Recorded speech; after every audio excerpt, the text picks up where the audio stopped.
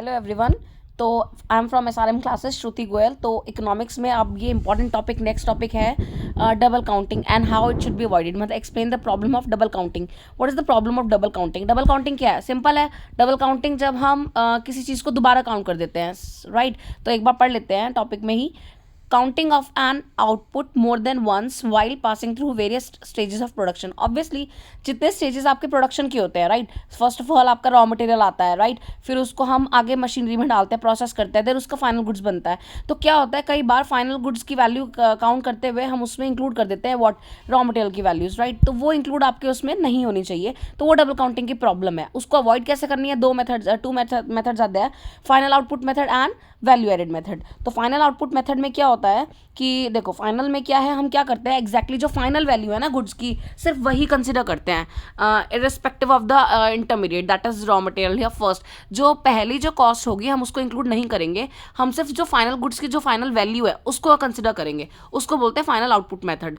Content में देखते हैं क्या लिखा है। According to this method value of only final goods should be added to determine the national income. Obviously national income calculate करते हुए हमेशा सिर्फ फाइनल गुड्स की वैल्यू ही कंसिडर होती है, दैट इज फाइनल वैल्यू। हम उससे पहले की जो भी वैल्यू है कोई भी कंसिडर नहीं करेंगे। मतलब जो एंड वैल्यू, फाइनल वैल्यू जो कंज्यूमर से ली जाएगी, ठीक है, उसको बोलते हैं जो नेशनल इनकम में इंक्लूड होता है, that is final output method, right.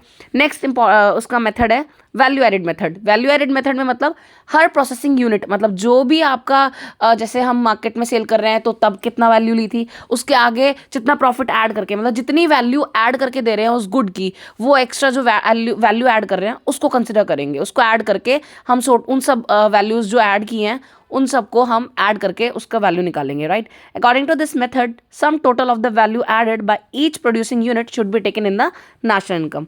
National income calculate करते हुए इस मेथड के अकॉर्डिंग क्या करते हैं, जो भी आपकी प्रोड्यूसिंग यूनिट है, मतलब जो भी आपका जिस मार्जिन पे जिस वैल्यू को ऐड करके वो सेल करेगी, उस वैल्यू को ऐड करना है और उन सभी यूनिट सभी स्टेजेस पे हम वैल्यूज जो ऐड की है उनको ऐड करके टोटल करके उनका तब जो वैल्यू आएगी वो फाइनल वैल्यू होगी, राइट। तो ये मेथड है। आगे इसका एग्जांपल देखते हैं। तो एग्जांपल है आपका, farmer produce 1 ton of wheat and sell. मतलब फार्मर वो क्या करता है कि 1 टन व्हीट प्रोड्यूस करता है और सेल करता है, ठीक है। तो अब क्या होता है, वो कैसे सेल करता है? 400 में उसने मार्केट में बेचा फ्लोर मिल को, उसके बाद उसने 600 का बेकर को, और उसके बाद बेकर ने सेल किया ब्रेड शॉपकीपर को, उसकी ब्रेड बना करके, मतलब 800 में, राइट। एंड फाइनली कंज्यूमर के पास गया 900 रुपये का।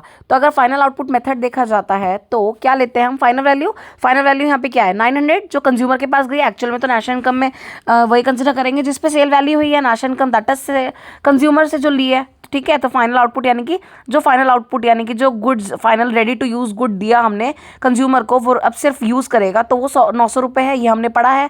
Final goods, intermediate goods, right. Intermediate goods जो अभी रेडी यूज़ फॉर रीसेल है, और फाइनल गुड्स यानी कि जो रेडी टू यूज़ है, तो वो चाहे प्रोड्यूसर ले चाहे कंज्यूमर। यहाँ पे कंज्यूमर की बात होती है तो फाइनल कंज्यूमर 900 रुपये में ले रहा है। तो फाइनल आउटपुट मेथड में हमने सीधा फाइनल वैल्यू कंसिडर की, दैट इज 900। क्लियर।